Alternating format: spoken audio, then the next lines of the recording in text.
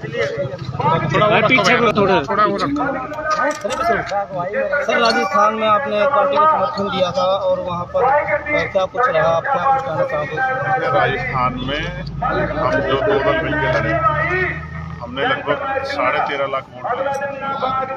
हमारा एमएलए भले ही एक जीता हो, लेकिन हम 6 से 7 सीटों पे कुछ नहीं और 20 से ज़्यादा सीटों में 30 नहीं। ये पहली बार हुआ है कि भाजपा कांग्रेस से अलग 30 वोट चुने वहाँ इतना वोट प्राप्त किया। ये जनता का मन 13 लाख से ज़्यादा अगर पढ़े लिखे लोग, समझदार लोग, माताएं बहनें अगर हमारे साथ हैं तो हमने विश्वास कमाया कि हम पहला चुनाव लड़ने के लिए गए। अब धीरे धीरे जब हम अगले 5 साल मेहनत करेंगे, ये 13 लाख से 1 करोड़ 30 लाख भी नहीं, हम लोग मेहनत करेंगे। क्योंकि राजनीति में जो लोग पहले दलों से कहीं जुड़े हुए हैं वो इतने आसान से नहीं छूटते। हमने अच्छा काम किया है, हमने लड़ाई लड़ी है, मेहनत की है, हमने आवाज़ उठाई है, सभी की आवाज़ बनने का प्रयास किया, इसलिए ये विश्वास पैदा हुआ। करोड़ों रुपए से ताकतवर है वोट, वो वोट अगर उन्होंने हमें दी तो विश्वास करेंगे लड़ाई आगे भले हमारे विधायक कम नहीं, लेकिन सड़कों पर विपक्ष की भूमिका हम अदा करेंगे। जब भी सरकार को अन्याय करेंगे हम जनता की आवाज़ उठाएंगे और जनता के हितों के लिए जो बुनियादी मुद्दे हैं। 2024 में भी चुनाव है हरियाणा के अंदर, अकेले चुनाव लड़ेंगे या किसी के समर्थन? ये पार्टी का स्टेट के लिए फैसला लेगी। मैं तो एक वर्कर हूँ, जो मेरे ऊपर जिम्मेदारी है मैं उसको अदा करूँ। सर आप पे भी हमला हुआ और उसके बाद है जो सुखदेव गोगामेडी की हत्या कर दी गई, क्या कुछ कहना चाहेंगे सर? है कहाँ है कानून व्यवस्था? ये तो कानून सरकार बड़े दावे कर रही है सर। बड़े दावे ही तो करती है, दावे करते तभी तो हत्या हो जा रही है। ये तो ये भी नहीं पता कौन कोई सुरक्षित है नहीं, किस नेता को, किस अभिनेता को, किस सिंगर को कब गोली लग जाएगी, उसके परिवार का क्या, कोई पूछने वाला नहीं है। हम टैक्स देते हैं, सरकार की जिम्मेदारी है अंतिम व्यक्ति सुरक्षा देना, लेकिन कहाँ है? सवाल ये है कि जब सारी मशीनरी है, इंटेलिजेंस, फिर हमले कैसे हो जाए? मैं मानता हूँ सारे हमले सत्ता के संरक्षण में होते हैं, सत्ता के देख रेख में होते हैं। जिस तरह से 3 राज्यों के परिणाम आए हैं, क्या इंडिया के सबक लेते तो शायद सर आज ऐसा हल होता ही नहीं है। देखिए ये बात समझनी पड़ेगी कि बीजेपी के जो लोग फोर्स के खिलाफ हैं, अगर वो चाहते हैं कि बीजेपी को रोकना तो उनको दूसरे लोगों को अवसर देने पड़ेंगे। वो जनता ने उनकी सरकार देखते भी तो बदली ना भाई। इंडिया अलायंस में जो दल है उनकी सरकारें रही है ना बदलोगी, तो जनता ने क्यों बदला उन सरकारों? क्योंकि उनको अच्छा काम नहीं किया।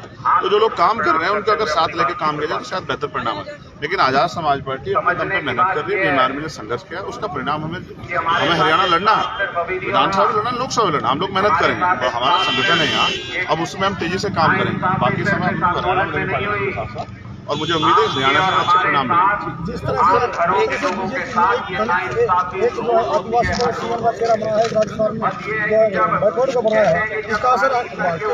देखिए भारत में जाति और जाति क्या की पॉलिटिक्स बीजेपी अब कर रही है, लेकिन मैं और आप बेहतर जानते हैं कि जिसको भी उन्होंने, चाहे वो राष्ट्रपति बनाया हो या मंत्री बनाया है या उपराष्ट्रपति, उनकी इतनी हिम्मत नहीं है कि वो अपने वर्गों के लिए जब उन पर अन्याय एक शब्द कह दे। तो ऐसे मुख्यमंत्री बनने से, ऐसे राष्ट्रपति बनने से, ऐसे उपराष्ट्रपति बनने से, ऐसे गवर्नर बनने से, ऐसे मंत्री विधायक बनने से कोई फायदा नहीं है समाज को। मैं तो तब मानूं जब वो इनके वर्गों के लिए एक शब्द बोले। सरकार के तोता बन के मुख्यमंत्री विधायक बनने से अच्छा है कि हम लोग सरकार से बाहर रह के अपनी लड़ाई जमीन पर लड़ें। सर आप कह रहे हैं कि जो बीजेपी है जो जाति भेदभाव कर रही है, लेकिन उनका जो आरोप है जैसे इंडिया अलायंस हो गया कि जातिगत जनगणना का बात कर गए, ये जातिवाद कर रहे हैं सर। जातिगत जनगणना जातिवाद कैसे भाई? आप आज तो अभी जाति है ना देश में, आप बचपन से लेके आपकी जाति आपके साथ चलती है और मृत्यु तक साथ रहती है। आपके 90% जो रिश्तेदार होते हैं वो आपकी जाति के होते हैं। शादी आप अपनी जाति में करते हैं, सारे संस्कार आप अपनी जाति में करते हैं। जाति कहाँ जाती है? हम तो जातिविहीन समाज चाहते हैं, लेकिन वो उसके लिए जिन पे ताकते हैं वही तो कर सकते हैं ना। जैसे प्राइम मिनिस्टर रात को आप कहते हैं कि आज नोटबंदी होगी, कभी ये क्यों नहीं कहते जातिबंदी होगी? अब सब इंसान है, अब सब में भाईचारा रहेगा, इंसान बन के जिएंगे। ऐसा क्यों नहीं करते हैं? क्योंकि वो जानते हैं जब तक जाति है तभी ऊंच नीच बनी रहेगी, तभी भेदभाव आधारित व्यवस्था बन रहेगी और हम इस व्यवस्था के खिलाफ। तो सर आप बीएसपी के साथ समर्थन क्यों नहीं करेंगे? करवा दो लाइन। कई बार आप सर सुप्रीमो मायावती ने, क्या कह रहा हूँ, तुम करवा दो सर। सुप्रीमो मायावती हमारे हाथ में, तुम करवा दो। सुप्रीमो मायावती जी ने अपना लोग, मैं इंटरव्यू नहीं देना चाहता तो आप लोग ले थोड़े जबरदस्ती, जब कितने गेट बंद कर लिया मैं क्या करूँ?